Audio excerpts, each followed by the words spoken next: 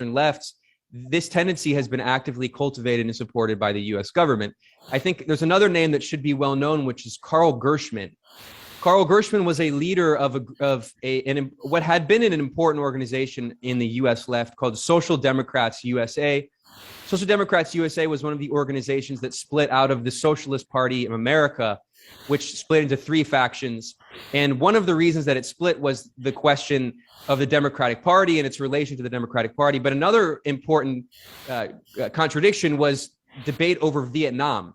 And of course, we know that within SDS and within SNCC, there were debates over Vietnam. There were factions that were more militant that supported the Vietnamese people's resistance against the genocidal imperialist war that led to 3.8 million Vietnamese deaths.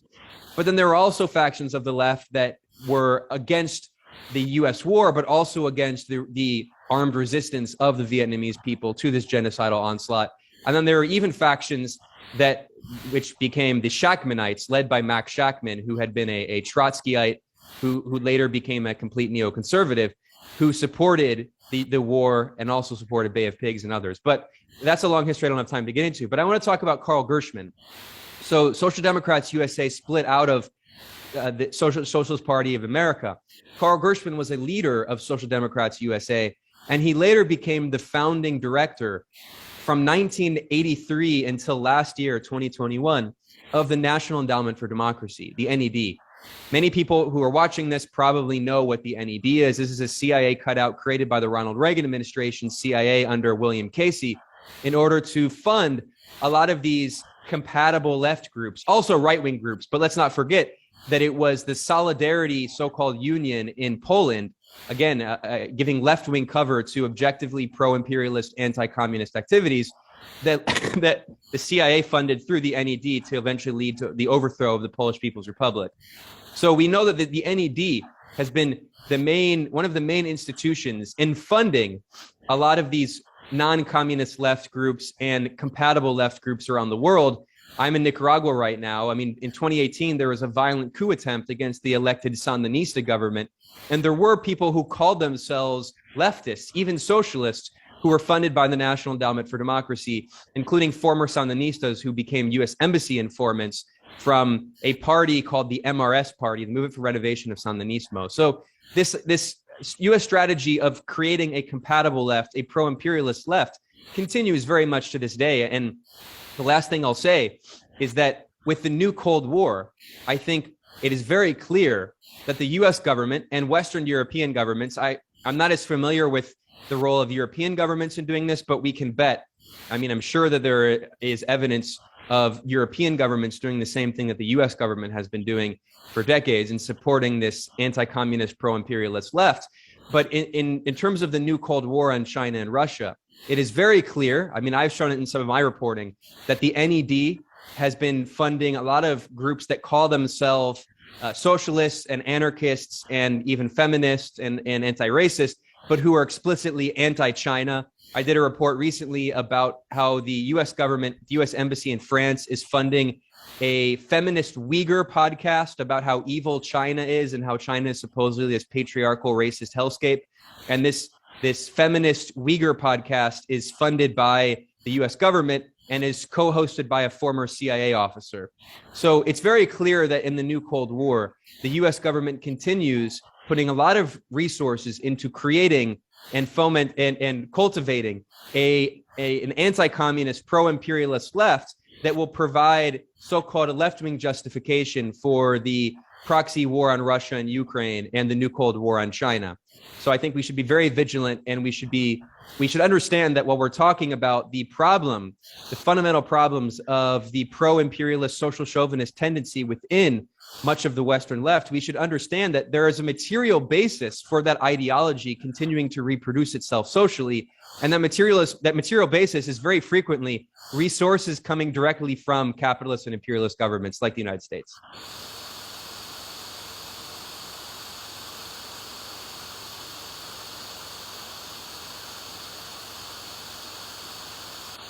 I think you're muted, Brandon. Okay, I guess I got muted. Yeah, thank you so much for that history, Ben. I think it's really important that we know about what the state has done to deride anti-imperialists and moving forward, how do we respond to that? So thank you.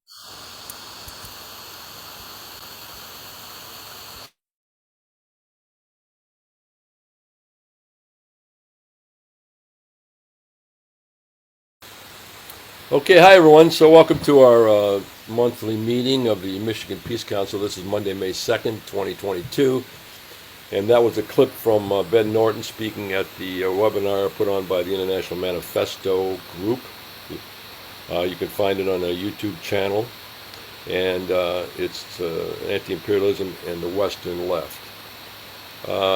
Tonight's program, tonight's event will be a discussion about that, a short speech from 4 of our members, and those will be in this order: Sharon Feldman, Tobin Sterritt, David Smokler, and then I'll conclude.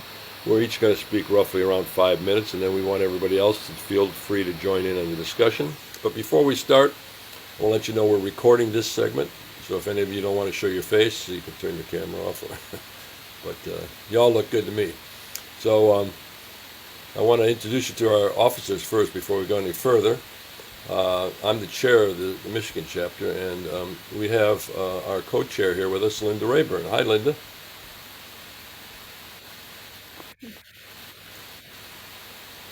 Say something so we know you're there. Hi, everyone. I'm on my phone. My computer just died. Oh. Nice to meet everyone. I'm glad to be here.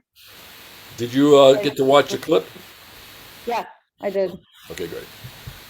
Okay, and our treasurer is Twyla. And you all know Twyla Meyer, right there. I should have it so you can unmute yourself. I'm sorry. Go ahead, Twy. Am I unmuted? Yeah, go ahead. Okay, just want to say hello, and I found that very interesting as well. And I guess I'll make a financial report at this point because there's been No. That comes in the meeting. Thank you. I want to get it over with. No, please. All right. Thank you. All right, this is the discussion part. We have our monthly meeting for members after this is over with. Thank you. So now we're going to start the discussion with Sharon, who will react to what Ben Norton just said, and we'll hopefully open up a discussion after that. So everyone can unmute your own mic. So it's your turn, Sharon, and I think you can unmute yourself. There you go. Well, I'm going to roughly time this, so stick to about 5 minutes if you can.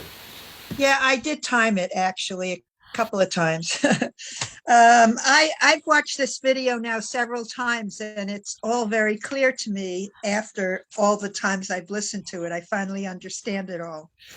So I'm going to talk about just the very beginning of his talk.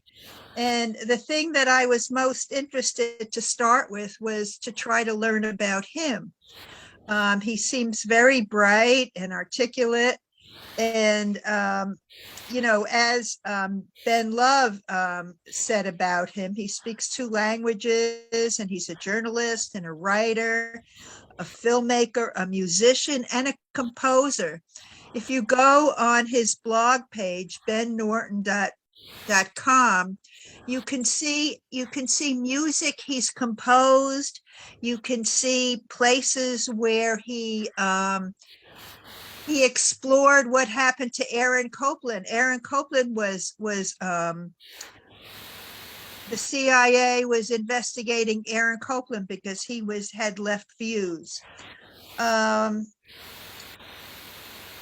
He's an interesting man. His journalism focuses, like you heard before, primarily on U.S. foreign policy and geopolitics.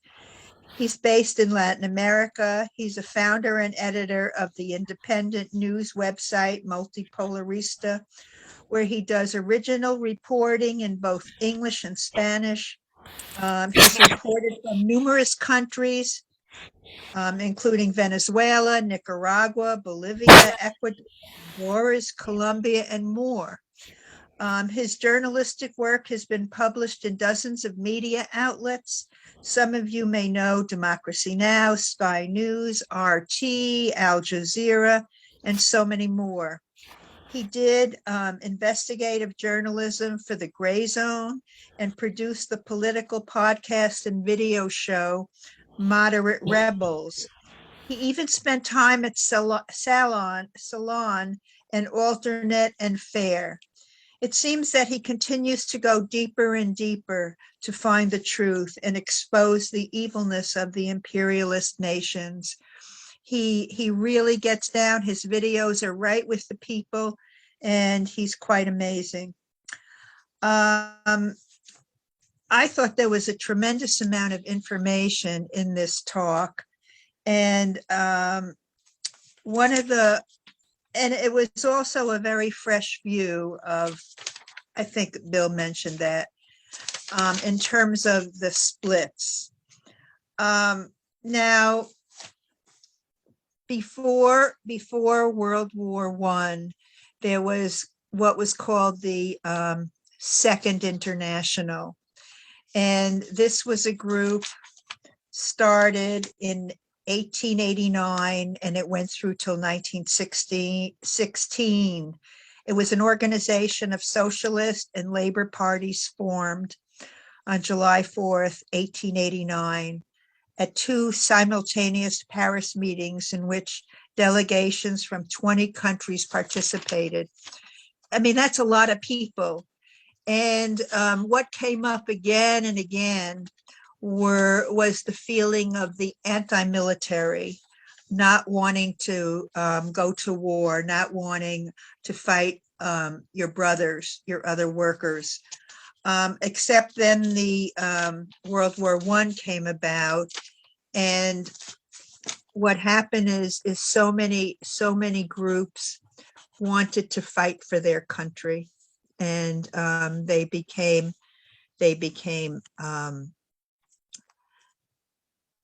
imperialists, and they supported these capitalist governments. And what happened is that Lenin, this is kind of a comment by Lenin, unity with the social chauvinists, and chauvinists are people who idealize their government, they love it, they'll do anything for it. And okay, this is what Lenin says. Unity with the social chauvinists means unity with one's own national bourgeoisie, which exploits other nations. It means splitting the international proletariat. This does not mean that an immediate break with the opportunists is possible everywhere. It means only that historically this break is imminent, that it is necessary and inevitable for the revolutionary struggle of the proletariat. That history, which has led us from peaceful capitalism to imperialist capitalism, has paved the way for this break. You have about a minute left, Sharon. A minute? Okay. Then the other thing that he talked about briefly was the Congress for Cultural Freedom. And that came about in 1950. At the height of the CCF, they had offices in 35 countries, employed dozens of personnel, and published over 20 prestigious magazines. It held art exhibitions, owned news and featured services, organized high-profile international conferences, and rewarded musicians and artists with prizes and public performances. The thing about Ben and what he talked about is that it makes one think very, very hard about who you trust, what you read, and how you get involved in what you know. It's very easy to be confused about these compatible left groups that are really perhaps pro-war and other things. And it's I think that this paper was very helpful in seeing that and how the U.S. government creates these splits. Thank you. All right, great. Thank you, Sharon, for starting that out for the discussion. Next, we have Tobin Sterritt, another member of our chapter. Thanks. Thank you. And glad to be here. Glad to be asked. Do this. Thanks.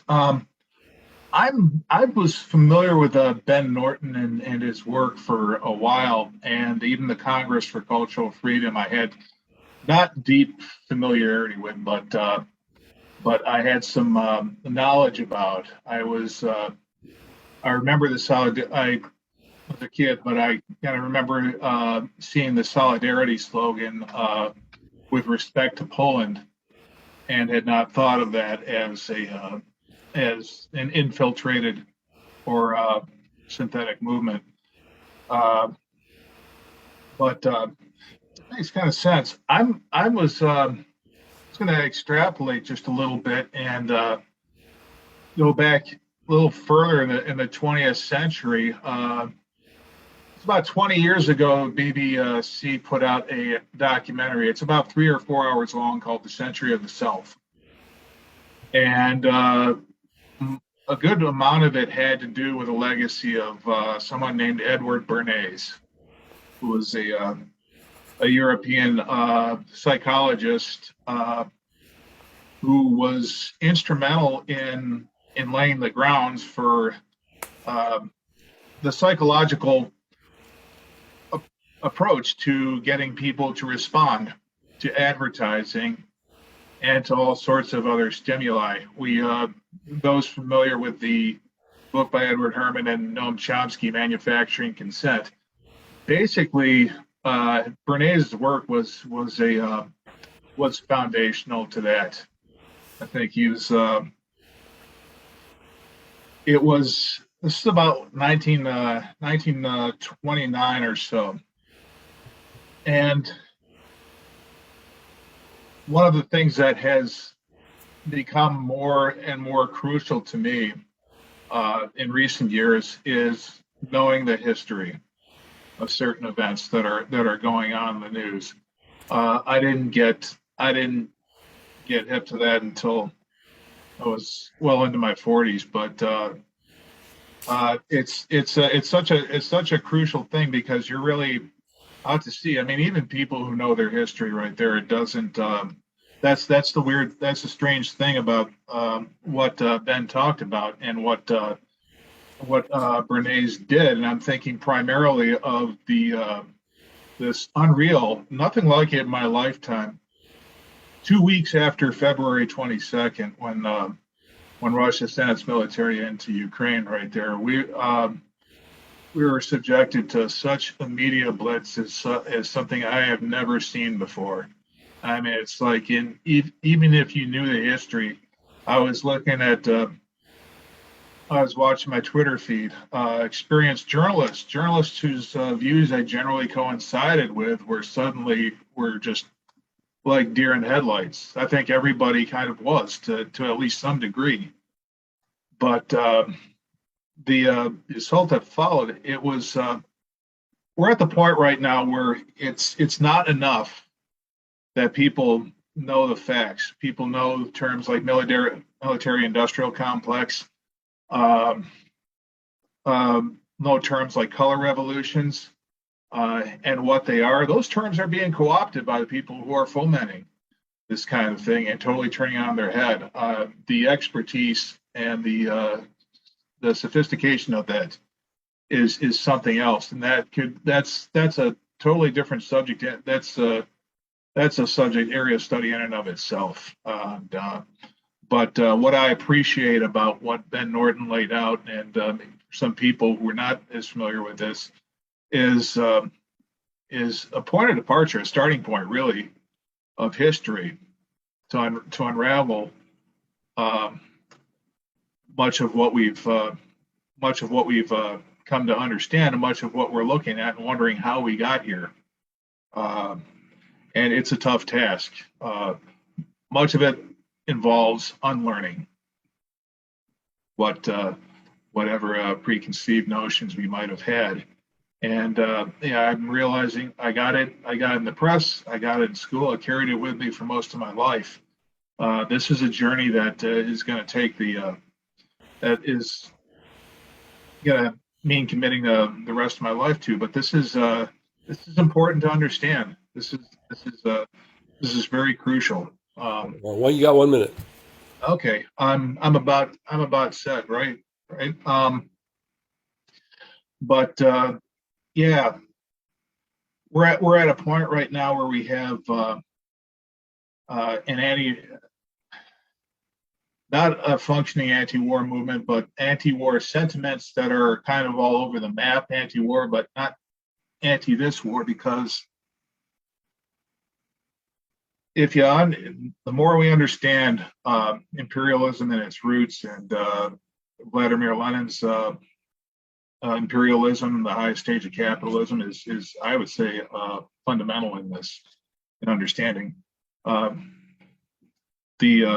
more informed we'll be, and the more effectively we can push forward. Okay, hey, thank you, Tobin, for your input. Appreciate that.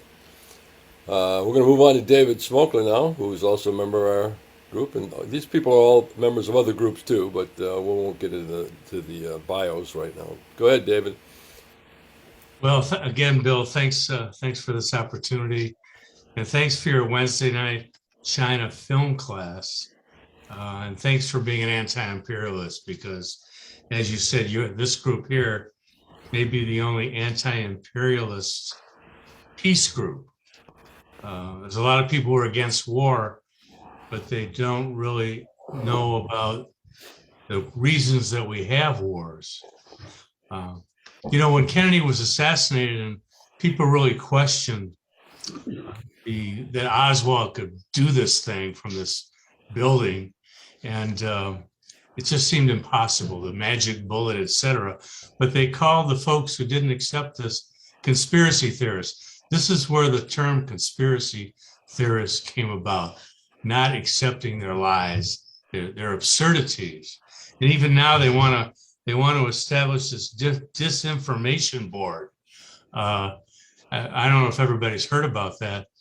Russian disinformation. So now it's really like Brave New World. They're really trying to control our thinking, preventing us from having access to information other than their narrative. I thought this was really interesting because Ben Norton talked about imperialism being the key issue that splits the left. And we know at this time, we need unity more than anything else. We know that the Democrats and Republicans are untrustworthy. They're not going to represent our interests. A lot of us held our nose and voted for Biden because Trump was so scary. But now we see what Biden's doing, making this war, the corruption. And so we know that we have to develop some third force, our force, if we want to get anything done. And we see how they're controlling our thinking. Well, some of us, Tobin and I, formed this group called the International Study Collective. I'm a member of the League of Revolutionaries for a New America, and we wanted to begin to study what's going on in the world. Many of our members are involved with welfare rights, the League of Revolutionary Black Workers, domestic struggles, poverty struggles, Black struggles, which really are third world struggles, which is what imperialism is. It's the subjugation of the non-imperial world. This is how Europe and the United States became so wealthy, by stealing everything from the rest of the world. But a lot of people fell after the 60s that we have to really concentrate on what's going on here, what's going on with ordinary people. We can't be involved in all these intellectual debates. But now it's pretty clear that we have to begin to see the world as it is, and that what we do here is connected to what's happening in the rest of the world. So we started this group, the International Study Collective, and we said, which way are we going to go? So we said, well, we better start with China, because China is really important, and they've been telling a lot of crazy stuff about China, and we don't really know anything about China. Many of us from the 60s, we stopped thinking about China since the Cultural Revolution. We liked the Cultural Revolution, and then when it got defeated, many people said, oh, China's gone capitalist. But now we see what's happening. China is really leading the struggle for the development of the former colonial world. So what do? Well, how are we going to do this? We don't want to look at the Western intellectuals say about China. So we decided to go to Xi Jinping, the president of China, his writings, the governance of China. We began to read what the Chinese were saying and about this. And Gore Vidal says calls the United States of amnesia. Here we have another war. We just got Afghanistan, which is crazy, but they fell apart as soon as we left. Iraq, we killed 1.5 million people. And now we got this thing with Russia. And we should know that if the United States is pursuing this damn thing, we know everything else they've done. We know all the lies they've told. How can people be supporting this? Well, that's why Gore Vidal calls it the United States of amnesia. Yeah, So but how do one- we, one one minute. minute. Yeah. So the question is, how do we talk to folks about what's going on in the rest of the world? It's very, very difficult task because just like Ben Norton says, they control the narrative. So we have to begin to put out our own narrative, find out a way of cluing people in to this imperial world that we live in, this country that was based upon destruction of the indigenous people, enslavement of the African people, persecuting workers. And now that things are going to get really tough because of this embargo on Russian oil. We're going to have inflation. We're going to have all kinds of stuff. So maybe they'll be open now to hearing some new narrative. And I think we have to understand the whole world, what's going on. There's a process. We know the United States is a failing empire, and there's a process of developing a new world out here, a world led by Black and brown folks, people that we didn't really respect. We were taught not to respect in the future. So I think we have a lot of studying to do, a lot of work to do to unwash our brains and see what's really going on in the world. Thank you. Yes, thank you, David and Tobin and Sharon for starting this out. I'm going to conclude with some comments, and then we're going to open up to the rest of you. Ben put a lot of stuff in that little short speech, and you guys covered some of it. It was just a lot to cover. He's a brilliant speaker, I think, and very very good speaker too. Very knowledgeable and clear, and speaks in a clear way. Tobin mentioned the movie Century of the Left. Yes, that was a great film, and especially Edward Bernays and his psychological development of propaganda.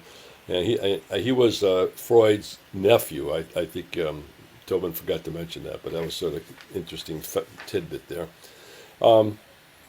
So Ben raised some points about compatible left and a non-communist left, and I think that was the main point of his speech, was to show how the left has been co-opted, a lot of it. And I think a lot of this has to do with terminology. And I mean, I've struggled with this a long time, because the words progressive and the word left and all these words have shifted so much and have different meaning. I mean, I started a group film writing thing 20 years ago called the Progressive Cinema. And now progressive means progressive Republicans, progressive Democrats, progressive Macy's, whatever. I mean, the word has lost its meaning. So has left, in a way. Left has gotten to be confused, because what is a left? Is it anti-capitalist? Is that the left? Or actually, can you be a Democrat and be anti-left? I'm sorry, did I make a mistake? What is a left? Can you be do you have to be anti-capitalist, or you can be capitalist and then the left? And I think that's what's happening right now, is the left is stretching out, and a lot of people on the left are actually Democrats, and some are probably call themselves progressive or in the Republican Party. So I think that we have to come to grips with understanding what left is and what this whole idea of imperialism is and what anti-imperialism means in the left. Because you can be anti-imperialist from the Democrat Party, you can be anti-imperialist from the Communist Party, from the Republican Party, or you could be pro-imperialist and be in it's a whole spectrum, in other words. I'm saying it's not clearly defined what group opposes imperialism. But U.S. Peace Council is an anti-imperialist group, and even though it doesn't state that in its mission or anything like that, but they're obviously more concerned about U.S. imperialism and how its effects on the world economy and societies around the world, It's probably responsible for tens of millions of deaths and overthrows of governments and sanctions and on and on and on. It's one of the most. As Caitlin Johnstone has some pretty serious adjectives for U.S. imperialism, which I forgot to bring with me, but they're it's scathing. This system of U.S. imperialism has been so destructive, and so our focus in U.S. Peace Council, one of the main focuses is to address these problems, to address what U.S. imperialism is doing. And not that we're defending the countries necessarily that U.S. imperialism is affecting, like Russia or Syria or China or whatever. I mean, yes, if you want to defend them, fine, it's another thing. But U.S. Peace Council is directed at working with U.S. policy, U.S. foreign policy, and trying to stop this dreaded process of overthrowing other countries and taking over their wealth and bringing it home so that we can have a lot of material goods here. So I think I should mention briefly that we're going to be planning a public event in May 22nd, and after this discussion here, we're going to have a regular monthly meeting after this, and you're welcome all to stay on and be part of it. And we'll discuss this meeting, which is going to follow through with this discussion here, which is going to be United Against Imperialism. And we're going to invite several groups who are anti-imperialist groups and let them define and how we can work together and find out who our allies are and who really identifies imperialism as one of the main problems to address. So I want to thank everyone for being here and speaking, and that's all I want to say for now, because I'm curious to have other people speak as much as you want to. We can try to fit this in. We're going to go till quarter after or so, and all you have to do is wave your hand or put your icon up. That's your raise hand icon, and have you say something, and we'll go in the order here. You can also put your name in the chat and do what's the word that we use in chat? Stack, yeah. So you can use stack in there, or you can raise your hand or just wave your hand. Okay, so let's start with Andrew. Go ahead, Andrew. Hey guys, maybe I can put my video on for a moment. I'm on the couch. Cool. And Andrew's a new father, by the way. Congratulations, Andrew. Yeah, thank you. Hard work, but somebody's got to do it. Yeah, for sure. I know it's been a while since I've been able to come out to these. When you get busy, it's it's tough. But anyways, I wanted to just kind of reiterate some of the sentiment you guys were mentioning on the anti-imperialism aspect of this, and that's why I was drawn to this group to begin with. One thing I do remember I listened to, and something similar, from this guy, Emmanuel Ness. Maybe you've heard of him as well. But he talked about the Western left and its positions on things and its large irrelevance in the world. And I think it's for that very reason. Like how you guys what you guys basically mentioned, I agree with entirely, and what Ben had said is my understanding as well. What I think a lot of the time, especially in the United States or Canada or Western Europe, for instance, I think a lot of the challenge that maybe us on the Marxist left, we usually run into the problem of trying to how do we address people. That's a challenge, and I think that one of the main problems or issues and that we're not able to reach people that well is the fact that most people they benefit from imperialism in direct and indirect ways, and that's hard to shake off through years of propaganda or conditioning. And I think that's just one of the major obstacles that's definitely that we've come across. That's just my opinion. But definitely things you guys were mentioning about engaging with different groups and and how we can build that movement. Of course, it's going to take the movement and organization to challenge this system here, of course, and that's an arduous task, absolutely. But I just wanted to reiterate that real quick and just say hi to you guys. All right, cool. Hey, Andrew, what was the name you mentioned at the beginning? What person's name that you like? His name is Emmanuel Ness. Emmanuel Ness, Ness. Yeah. Yes. Right. Mm-hmm. And He's a professor. I listened to him 2 different occasions, and I swear to God, I think he's a part of the U.S. Peace Council as well. That's what I think I've overheard him once. Yeah, maybe Um, yes. I think that sounds yeah, very familiar. Yeah. I think he's a part of U.S. Peace Council, and anyways, and he's done a lot of talks on, especially in the like proletarian movements internationally. And I listened to a talk on it. It was basically like the irrelevance of the Western left because of like how it how it is in the world, and like it's not the driving force currently. And I don't know if it is like should be like what we talk about, because it has that chauvinist position, if we call it left even. But anyway, yeah, I think he does a lot of great analysis and stuff that I've learned a lot from too. Well, yes. While you were talking, I just looked on a picture I took of our board meetings for the U.S. Peace Council. He's on the board. I meet with him every Yeah, month. Man, yeah. but he doesn't talk much at those meetings, and neither do I. Okay. Thank you, Andrew, for your comments. I do want to All right, mention that if any of the panelists that spoke earlier, if you want to react to anything anybody's saying, feel free to raise your hand and jump in here. But David's next. Go ahead, David. I just wanted to let you know that this Saturday at 2:30, we're going to be doing it's called Seeking Truth from Facts, a conversation about China. So if you'd like to attend, I think I'm going to be presenting about the China's governance system. Tobin's going to be presenting about their socialist market economy. We're going to be talking about their poverty alleviation program. And I put in the chat the link to where you can go and register. Thank you. Yeah, great, David. And we'll also put that in our meeting after this. Let's talk about on announcements. I want to include that in our minutes. Thank you, Sherry. Sherry Wells is next. Go ahead, Sherry. I heard the Democratic Socialists mentioned at least once. What's the story on? I call it the Democrat Socialists, but what's the observation by you and others here about that organization? Well, I can respond to that.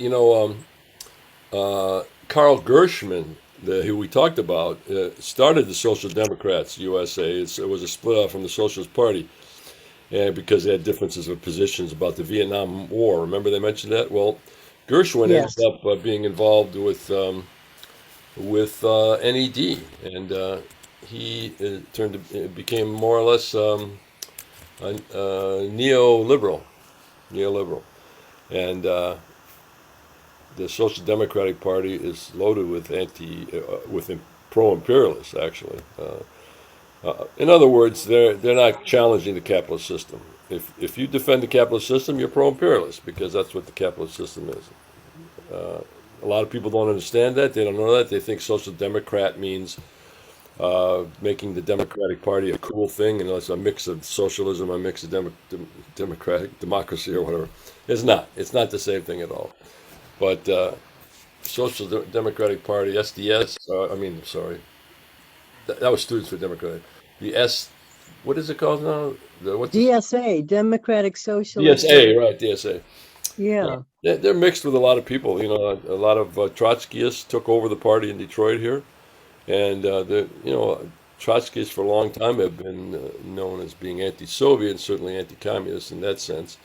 But it's as Ben was saying, it's on a spectrum, and it depends where you're at. He's trying. The CIA was creating a compatible left, in other words, a non-communist left, and they worked with the Democrat Socialists. Those were people who were not communists, but they will call themselves left. Now we also know that there's a lot of communists. There's a lot of left people who are not communists, but they're not anti-communists. That's a different thing totally. So he didn't even address that. There's people who don't profess anti-communism, but they are not a communist. So the Michigan Peace Council is where in all this? The Michigan Peace is not a political party, and it's essentially I understand that. Yeah, it's anti-imperialist, definitely anti-imperialist. And that includes U.S. imperialism and Russian imperialism and all. Well, we'll do. We probably, most of us, although, and there are people in the U.S. Peace Council who are very clear on defining what imperialism is, and that's another question. We have terminology is very. We want to have studies, maybe a zoom on what imperialism is. We wanted to start out with that, but that's pretty heavy right now to start with that. You can be anti-imperialist and to be a Democrat. Actually, there's you don't have to be a communist to be anti-imperialist. So, the U.S. Peace Council is not necessarily defining itself as anti-imperialist. They don't say it in there, but they are opposed to foreign policy of the U.S. government. And they don't consider any other form of imperialism on earth. As far as I know, they don't define Russia, certainly, or China as imperialist countries, compared especially to what the U.S. is. I mean, if you see a comparison chart, you'll know exactly what we're saying here. That was too long of an answer. Go ahead. There's much more to it than that. David. I think, this tape was, Ben Norton started the tape off, but there were many other speakers afterwards. And they're really great speakers. And I think they'll bring a lot of clarity to what imperialism is if you watch the whole tape. Where do we watch it? It's on the International Manifesto Group's YouTube channel. You go to YouTube, search for International Manifesto Group, and then you'll see there are videos. And the first video they have is called Anti-Imperialism and the Western Left. I put the link in an invitation. The original invitation for this meeting, the link was in there for that entire. I'll find it. Okay, cool. I can put the link in the chat. Okay, do that. All right. Anyone else want to say anything? Okay, really. Well, then it's 8 o'clock. Anybody else on our panelists want to say anything? Feel free to say something before we go into our meeting. We have another 10, 15 minutes before we go in there, but hey, there's a thank you person. I never saw that before. Who is thank you? I would like to say something. Please go ahead, Sharon. I just really resonated with what Tobin said about being bombarded. We have been so bombarded by this all the Ukraine lies, and especially, newscasters that you've respected for years and people in the field going out there for years and hearing them go along with the story that the U.S. is having to protect Ukraine from horrible Russia. It's been overwhelming. It's an overwhelming experience that this country is and in Google, they're shutting things down on Google, they're shutting things down on YouTube, they're taking things down, anything that would question anything. Even Ben Norton is being investigated right now. I can't remember exactly why, but he's being investigated for what he says. So, I mean, this is terrifying that we're living in a country where we're really in danger if we speak up about what we think might be the truth. That's all. Yeah. Anyone else? He did mention, Ben talked about the Congress for Cultural Freedom. That was formed in 1950 in West Berlin, and it was a response to a lot of things that the World Peace Council started. The World Peace Council started up a couple groups about non-nuclear proliferation, several other groups about world peace kind of organizations. And the Western capitalist world was very upset with that and wanted to fight back because it looked like a communist project. World Peace Council came from the Soviet Union. And that's what prompted them to start this group that Ben talked about, the Congress for Cultural Freedom, along with many, many other groups. They surreptitiously fooled a lot of artists, like a lot of jazz artists who went to to Europe and Soviet Union.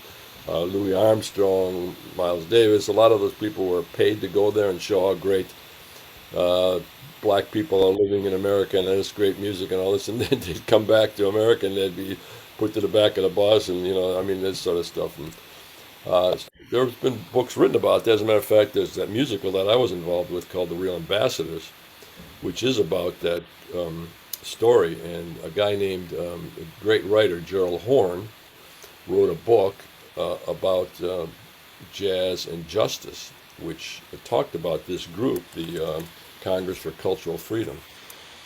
And he writes about it from a left-wing perspective. It's a tremendous book. And I guess we should know that the West, the capitalist world, because they're capitalists and they count on money and they like money more than anything else, have made a lot of money and know how to make money, how you can make money by ripping off other people, by doing this or that. Money is the focus. So capitalist countries are usually, certainly the U.S. has been very successful at improving their wealth. So they have lots of money to spend on desecrating any opponents, and they'll do whatever they can to do it. I mean, we all know about COINTELPRO, that was exposed, but there's so many other things that have been exposed that people don't even talk about anymore. It's and this is one of them that Ben obviously has done some heavy research on the history of the CIA. I mean, I saw a 4-part series of the CIA and its corruption and its programs on PBS once, a 4-part series, which really exposed a lot of shit. But nobody knows about that. How many people watch that? Who cares about what they did? The media in the Western media, and that's what this is all about, has influenced not only the people who already are sold on these ideas, the conservative world, but also the left. The left is sucked into this mainstream media stuff more than anybody, as much as anybody else. And it's very hard. They're making it very difficult to hear alternative views. I mean, as an activist, I've always done that. I've always tried to look on the other side. And I have to say, even though we have the internet now and all this, it's much more aggressive than it ever has been that I can see. They are definitely, I think the empire might be feeling threatened, and I think they're really going all out now to stop this because the economy is bad here. It's the de-dollarization in the world. All sorts of indicators are showing that the U.S. empire is on its way down, and this is amazing. All empires die, and I think we might be living through the death of the U.S. empire. Certainly, since China's trying to put forth this idea of multipolarity and allow these systems to exist together and not destroy each other. The U.S. has only to lose. How many countries do they have? 800 military bases in about 60 countries in the world. They pretty much have controlled the world, and they're losing it as time goes on here. And this was a critical thing. Ukraine was a critical spot for their plan. And if any of you have studied I always get the name of their group wrong, the New American Way or whatever that group was, with Cheney and all the neocons. This is all their plan. I mean, this is all planned ahead of time to defend and enrich the U.S. empire. So what's going on in Ukraine has to be understood by seeing both sides of the story. And you'll never know it from the West media only. It's shocking if you read the New York Times. That's like the voice of the CIA, if you want to know it. You read that, and it's like, really? Are you in the same world as what's really going on? And this is the New York Times. They're printing shit that is not even true. But, you say it enough times, people believe it. Anyways, I was hoping other people would speak. You're welcome to. You don't have to agree with any of us at all. I would love to have any opinion you have. Say whatever you want to say. Show your concerns if you don't agree with any of this. That's Yeah, what I can we're bring up a little bit more, Bill, on maybe the Ukraine thing. Go ahead, It's interesting. I mean, it's kind of interesting to see because it's like an instance of I would say, of course, Russia invades Ukraine. I mean, I've heard referred to as unprovoked or whatever. And in that sense, I'm people of Ukraine needlessly suffering under an invasion. Largely, I think, between two, of course, geopolitical forces, that being of NATO and that being of antagonistic towards Russia. And whether or not like Russia does what it does, like my opinion on the matter is largely irrelevant because like I can't influence what other countries do. I can only really influence maybe what this country does. So in that sense, like I'm opposed to like all wars of aggression, especially like and like I don't know, that's sort of how like even NATO is basically gearing up for like I don't know. I mean, it could be like it would be really horrifying. So they did escalate the conflict there. If they did if NATO did get involved, I mean, that would be like, I mean, that would spell disaster for the world, I think, personally. But something interesting to kind of look at is like, especially New York Times, voice of like lapdog of the empire.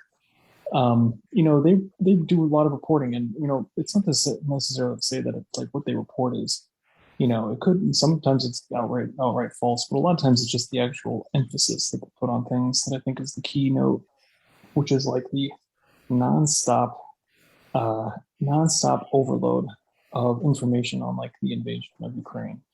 For instance, like it's huge coverage, like huge propaganda effort. Said something like I saw something today and I had to think about it. Like Noam Chomsky of all people, he said something like talked about the unprovoked attack of Ukraine, and he put it in like a Google search, and it came up with like 2 million results.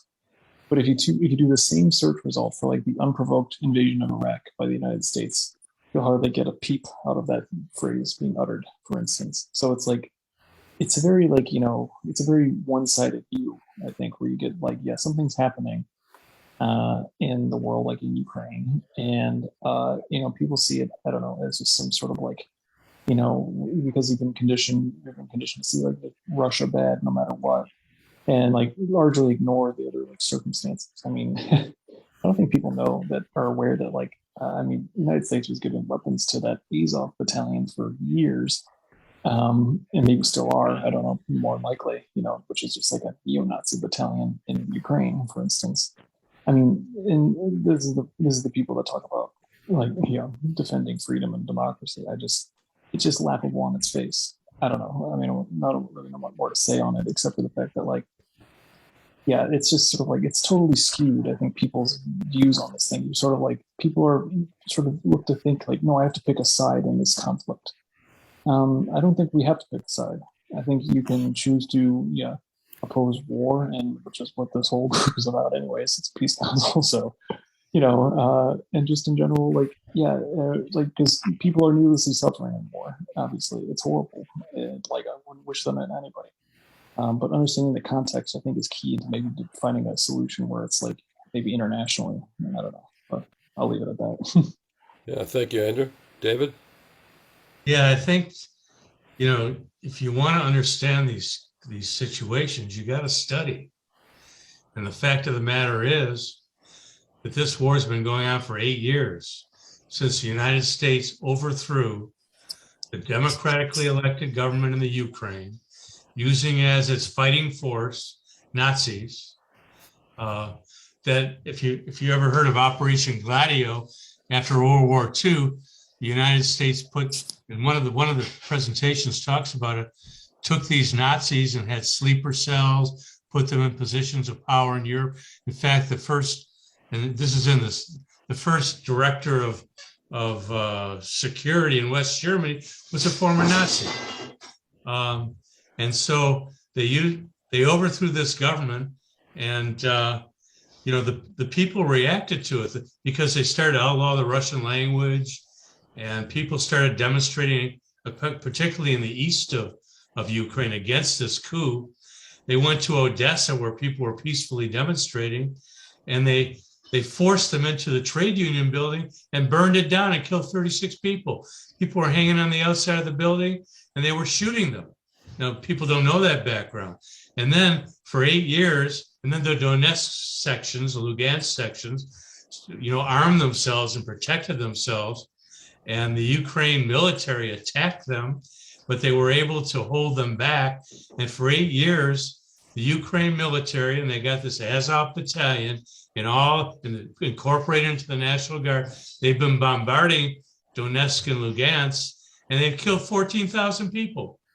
So, and not only that, they were massing to again attack Lugansk. And if you see those Z's on the Russian tanks, those are really two sevens, an upside down seven and a upright section. So meaning 77.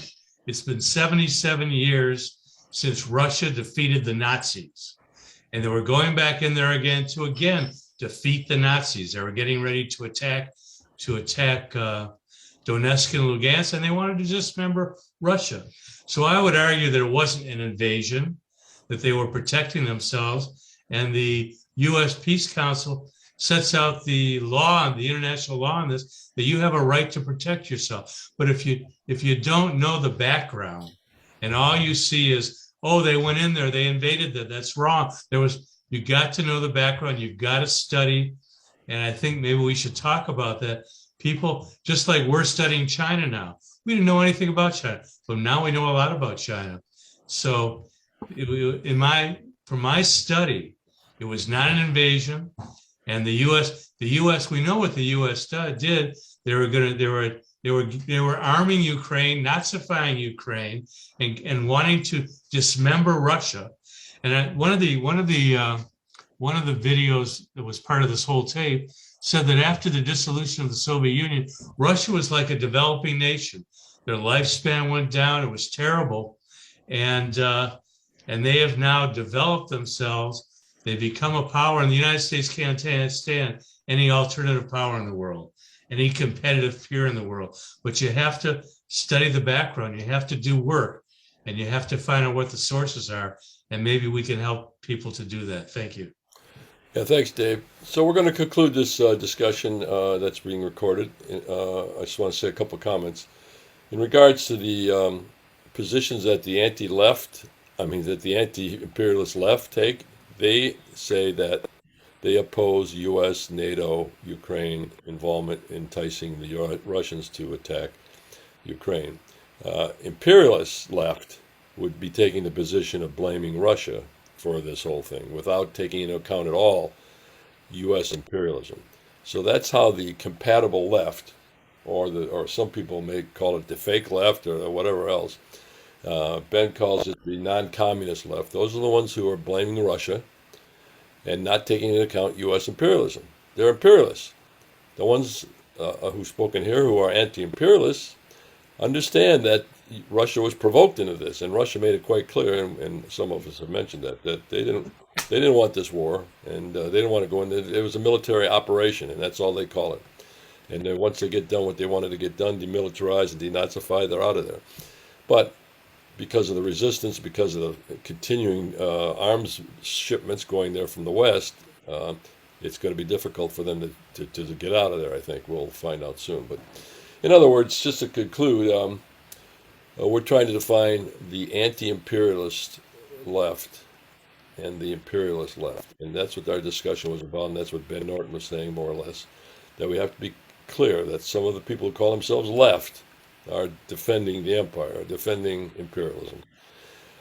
So we're going to conclude with this, and I'll stop the recording, and then we're going to have a meeting for those who want to hang on, for especially members. I'll encourage you to please stay here. We'll make the meeting as short as possible just to bring things up to date, especially to talk about our next event we're doing. So I'm just going to stop the recording and thank David and Tobin and Sharon for helping us out at the beginning. We're going to try to spread this around to all our members so that we can hear from everybody to be a part of a program, and we really appreciate that. So let's stop the recording, and how do I do that? I go up there and I